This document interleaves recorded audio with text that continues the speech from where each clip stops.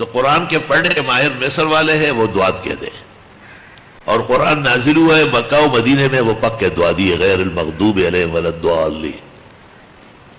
تو دعات کی جگہ زوات کلمۃ اجنبیۃ، ایک پرایا کلمہ ہے جو قرآن میں ڈالا جا رہا ہے۔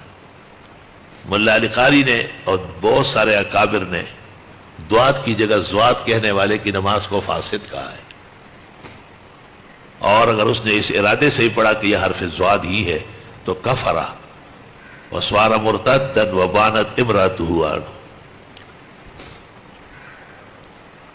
نہ جانے کہ اہل حق میں یہ مرض کہاں سے آیا ہے۔ فقیہ الہند اور محدث الہند مولانا رشید احمد گنگوئی سے کئی سوالات ہوئے، ایک سوال کے جواب میں کہتے ہیں بہرحال پردال پڑھا کرے، دعاد دعاد ضالین مغضوب ضلال مبین۔ یہ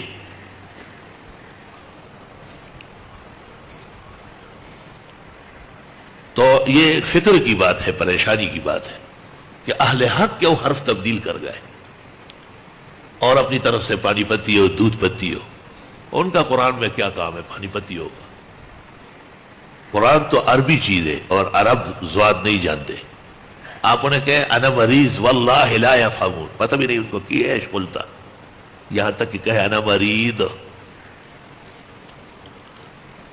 یہاں ایک عالم نے مجھے ایک خط لکھا، ایک پمفلیٹ سا بھیجا، میں نے اس کے جواب میں صرف اس سے پوچھا کہ چند سال پہلے آپ نے قراء کو لے کے آئے لاکھوں روپے خرچ کر کے، اور گلستان جوہر کے ایک محفل میں ایک لڑکے نے تلاوت کی اور اس نے زواد پڑھا، تو قرآن نے کہا اس لڑکے کو نیچے اتارو ورنہ آپ کام چھوڑ کے جا رہا ہے۔ بڑی مشکل سے ان کو راضی کیا، انہوں نے کہا ہمارے ہوتے ہوئے قرآن غلط پڑھا جا رہا ہے، زواد کہاں ہے عربی میں؟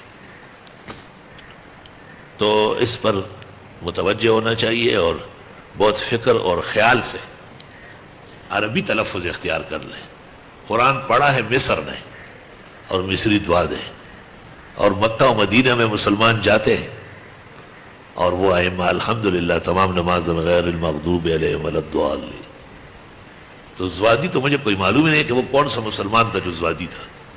ہمارے ملک کے اندر جو نقصان پہنچا ہے ہمارے عقیدے کو، اور اہل حق جس غلطی میں مبتلا ہوئے وہ یہ مسئلہ ہے۔